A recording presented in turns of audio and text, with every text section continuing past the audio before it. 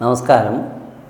പൈതൃകം online T വിയുടെ ആചാര അനുഷ്ഠാനങ്ങളെ സംബന്ധിച്ച പാഠ്യപദ്ധതിയിലേക്ക് എല്ലാ പ്രേക്ഷകർക്കും സ്വാഗതം. ഇന്ന് നമ്മൾ ചിന്തിക്കാൻ പോകുന്നത് ഈ പ്രഭാതത്തിലുള്ള നിത്യകർമ്മ അനുഷ്ഠാനങ്ങളുടെ ഓരോന്നിൻ്റെയും ശാസ്ത്രീയതയെക്കുറിച്ച് പറഞ്ഞുകൊണ്ടിരിക്കുകയാണ്. അപ്പം അതിൽ കഴിഞ്ഞ ദിവസം പറഞ്ഞ് നമ്മൾ പല്ല് തേക്കുന്നതിനെക്കുറിച്ചാണ് പറഞ്ഞത്. പല്ല് തേച്ച് കഴിഞ്ഞാൽ ഈ വായ്ക്കകത്തുള്ള പേസ്റ്റ് മുതലായിട്ടുള്ള മാലിന്യങ്ങളെയൊക്കെ നന്നായിട്ട് നീക്കം ചെയ്യണം. പേസ്റ്റൊന്നും വായ്ക്കകത്ത് ഇരിക്കാൻ പാടില്ല. എന്താണെന്നറിയാവോ?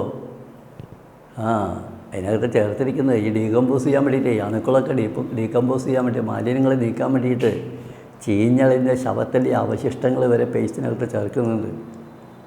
ചീഞ്ഞളിഞ്ഞ ഡെഡ് ബോഡിയുടെ അവശിഷ്ടങ്ങൾ വരെ പേസ്റ്റിനകത്ത് ചേർക്കുന്നുണ്ട്.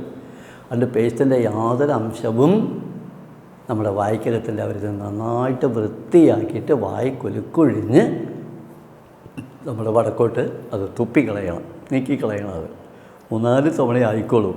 അതുപോലെ ബ്രഷ്, ടങ് ക്ലീനറൊക്കെ ഉപയോഗിക്കുന്ന ആൾക്കാർ അതൊക്കെ വൃത്തിയായിട്ട് കഴുകിയെടുക്കണം. ഒരു മാലിന്യം അതിൻ്റെ ഉള്ളിലുണ്ടാവരുത്, ബ്രഷിൻ്റെ ഉള്ളിലുണ്ടാവരുത്. അതുകൊണ്ട് കുറച്ച് സമയം വെള്ളത്തിലിട്ട് വയ്ക്കണം. സാധാരണ ബ്രഷ് നമ്മൾ ഡോക്ടർമാർ പറയും 3 മാസത്തിലധികം ഒരു ബ്രഷ് ഉപയോഗിക്കരുത്, അത് മാറ്റണം എന്നാണ്. എന്നാൽ അതിൻ്റെ ബ്രിസിലുകൾ അത് വളഞ്ഞു തുടങ്ങിയാൽ പിന്നെ അത് ഉപയോഗിക്കാൻ പാടില്ല. ഒന്ന്, പിന്നെ മെഡിസിനൽ പവറിനെ കുറിച്ച് നമ്മൾ നോക്കേണ്ട. ബ്രഷിനകത്ത് ആ പവറുണ്ട്, ഈ പവറുണ്ട്, അതൊന്നും ബ്രഷ് ഉണ്ടാക്കുന്നവർ പറയുന്നതാണ്. എത്രത്തോളം ശരിയാണെന്ന് നമുക്കറിയില്ല. എന്നാലും അത്ര മെഡിസിനൽ പവറൊന്നും ബ്രഷിന് ആവശ്യമില്ല. കാരണം നമ്മൾ തുപ്പിക്കളയാൻ പോകുന്നതാണ്. അത് അതിനകത്ത് മാലിന്യങ്ങളെ നീക്കിക്കളയാൻ വേണ്ടിയുള്ള എന്തെങ്കിലും ഉണ്ടെങ്കിൽ അതാവാമെന്ന് മാത്രമേ ഉള്ളൂ. മിക്കതും പ്ലാസ്റ്റിക് തന്നെയാണ്. ഈ ബ്രഷ് പ്ലാസ്റ്റിക് തന്നെയാണ്. ഏതായാലും ഇങ്ങനെയുള്ള ഈ പല്ല് തേപ്പ് കഴിഞ്ഞാൽ വായ് വൃത്തിയായിട്ട് നന്നായിട്ട് കഴുകുക. അത് കഴിഞ്ഞ് ചെയ്യേണ്ട ഒരു കാര്യമുണ്ട്. എന്താണെന്നറിയാവോ? കാല് കഴുകുക, മുഖം കഴുകുക എന്നുള്ളത്. പണ്ടുള്ളവർ പറയുന്ന ഒരു ശ്ലോകമുണ്ട്. കാലത്തുണർന്ന് ഗുരുവാദയുഗം സ്മരിച്ച് കാലും മുഖം കഴുകി നല്ല വിഭൂതി ചാർത്തി കാലാരിതൻ്റെ തിരുനാമജപങ്ങളാലേ കാലം കഴിക്കും അവനെ ബഹുഭാഗ്യശാലി. കാലത്തുണർന്ന് ഗുരുപാദയുഗം സ്മരിച്ച്. അത് കഴിഞ്ഞു, നമ്മുടെ കാര്യങ്ങളൊക്കെ പറഞ്ഞു കഴിഞ്ഞു. പല്ല് തേപ്പ് വരെ കഴിഞ്ഞിരിക്കുന്നു. ഇനി എന്താ വേണ്ടത്? കാലും മുഖം കഴുകി. കാലുമുഖം കഴുകണം. നല്ല ശുദ്ധജലത്തിൽ കാല് കഴുകണം, മുഖവും കഴുകണം. എന്തിനപ്പം മുഖവും കാലും കഴുകാനുള്ള എളുപ്പം? പ്രത്യേകിച്ച് ഇപ്പോഴൊക്കെ നമ്മുടെ ഈ വാഷ് ബേസിനൊക്കെ ഉയരത്തില്ല അല്ലേ നമ്മൾ കാണുന്നത്. അതിന് മുമ്പിലിരുന്ന് നമ്മൾ പല്ല് തേക്കുന്നത്. ആ പല്ല് തേച്ച് കഴിഞ്ഞാൽ നമ്മൾ ചെയ്യുന്നത് കേട്ടിട്ടുണ്ടോ? എന്താ ചെയ്യുന്നത്? വാഷ് ബേസിലേക്ക് തുപ്പും അല്ലേ? എന്നിട്ട് മുഖം കഴുകും. കാലാരും കഴുകാറില്ല. പല അസുഖങ്ങൾക്കും ഒരു കാരണമായി തരും കാല് കഴുകാതെ മുഖം കഴുകുന്നത്.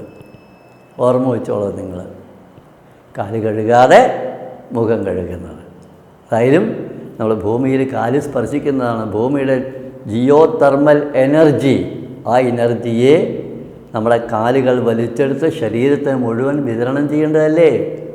ജിയോ തെർമൽ എനർജിയെ കാലുകൾ വലിച്ചെടുത്ത് ശിരസിലേക്ക് കൊടുക്കുമ്പോൾ അവിടെ നമ്മൾ മുഖം കഴുകിയിട്ട് ശുദ്ധമായിട്ടുള്ള കോസ്മിക് എനർജിയെ നമ്മുടെ മുഖം വലിച്ചെടുക്കും. അങ്ങനെയാണ്. അപ്പം കാലുകൾ ജിയോ തെർമൽ എനർജി എന്ന് പറഞ്ഞാൽ പൃഥ്വി അഥവാ ഭൂമിയുടെ ഊർജം മുഖം വലിച്ചെടുക്കുന്നത് ആകാശത്തെ ഗ്രഹങ്ങളുടെയും നക്ഷത്രങ്ങളുടെയും ഊർജ തരംഗങ്ങളാണ്. അപ്പോൾ കാലുകൾ നല്ല ശുദ്ധ ചൈതന്യത്തെ വലിച്ചെടുക്കണം. അപ്പോൾ കാല് ശുദ്ധമാവണ്ടേ? കാല് ആദ്യം ശുദ്ധീകരിക്കുക. ഇതിനാണ് നമ്മൾ കാല് കഴുകാൻ പറഞ്ഞത്.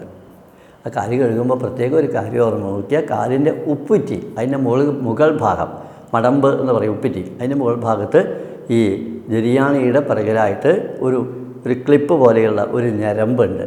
കാല് മേലോട്ടും താഴോട്ടും മടക്കാനൊക്കെ സഹായിക്കുമ്പോൾ അത് അതിനനുസരിച്ച് അഡ്ജസ്റ്റ് ചെയ്യുന്നത് ആ വെയിനാണ്. അതിന് പറയുക കുതിഞരമ്പ് എന്നാണ് പറയുക. ആ കുതിഞരമ്പ് കഴുകാൻ മറക്കരുത്. കാരണം അതിൽ കൂടെയാണ് ഊർജ്ജ തരംഗങ്ങൾ തലച്ചോറിലേക്ക് പോകുന്നത്, കുതിഞരമ്പിൽ കൂടെ. അതാണ്. അതുകൊണ്ട് മാർച്ചൊക്കെ ചെയ്യുന്ന സമയത്ത് ഉപ്പുറ്റി വല്ലാണ്ട് ഭാരം കൊടുക്കരുത്. നടന്നു പോകുന്ന സമയത്ത് ഉപ്പുറ്റി വല്ലാണ്ട് ഭാരം കൊടുത്തു കഴിഞ്ഞാൽ തലച്ചോറിലേക്ക് ഭയങ്കര സ്ട്രെസ്സായിട്ട് മാറും. ബോഡി തളരും, തലച്ചോറും തളരും. അവിടെ ഉപ്പുറ്റിക്ക് വല്ലാണ്ട് അമർച്ച കൊടുക്കരുത് എന്ന് പറയും. ശരി, നമ്മുടെ വിഷയത്തിൽ നമുക്ക് കിടക്കാം. കാല് കഴുകുക. അപ്പോൾ സാധാരണ കാലൊന്ന് മടക്കി നോക്കൂ നിങ്ങൾ.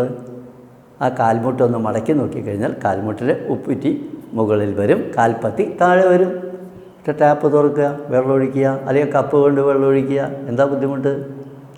കുളത്തിലാണെങ്കിൽ വളരെ സുഖമാണ്. ആ കുളത്തിൽ കാലിറക്കി കഴിഞ്ഞാൽ കാലിൻ്റെ ഉപ്പുറ്റിയും കുതിയരമ്പും എല്ലാം കഴുകും, നന്നായിട്ട് കഴുകിക്കോളും. ചിലരെന്ത് ചെയ്യും? ഉപ്പുറ്റി മാത്രം നനയ്ക്കും, അടിവശം മാത്രം, കുതിഞ്ഞരമ്പ് നനയ്ക്കില്ല. അതുപോലെ കുതിഞ്ഞരമ്പ് നനയണം, മനസ്സിലായോ? കുതിയരമ്പ് നനയണം. അതിനൊക്കെ മേലോട്ട് നമ്മൾ ഏകദേശം മുട്ടിന് താഴെ എവിടെ വരയ്ക്ക് വരുന്ന നനയുകയാണെങ്കിൽ അത്രയും നല്ലതാണ്. അതാണ് കാൽമുട്ട് മടക്കിയിട്ട് വെള്ളം ഒഴിക്കാൻ പറഞ്ഞത്. അപ്പോൾ ആ കാലിൻ്റെ അടിവശം, ആ ഞരമ്പിൻ്റെ ഭാഗത്തുള്ള അല്ലെങ്കിൽ ഉപ്പുറ്റിയുടെ ഭാഗത്തുള്ള എല്ലാവിധ എനർജി, റിസ്കി എനർജി അല്ലെങ്കിൽ മലിനമായിട്ടുള്ള ഊർജം, ആരോഗ്യത്തിന് ദോഷകരമായിട്ടുള്ള ആ ഊർജത്തെ അതിനെ ശുദ്ധീകരിച്ചു കഴിഞ്ഞാൽ ഭൂമിയുടെ നല്ല ശുദ്ധമായിട്ടുള്ള ഊർജം ആ കാലിൽ കൂടെ കുതിയരുമ്പോൾ വലിച്ചെടുത്ത് തലച്ചോറിലേക്ക് കൊടുത്തോളും. നല്ല തണുത്ത വെള്ളം കൊണ്ട് കഴുകുക നല്ലത്. ശുദ്ധമായിട്ടുള്ള നല്ല തണുത്ത വെള്ളം കൊണ്ട് കാല് കഴുകുക. അത് കഴിഞ്ഞാൽ മുഖം കഴുകുക.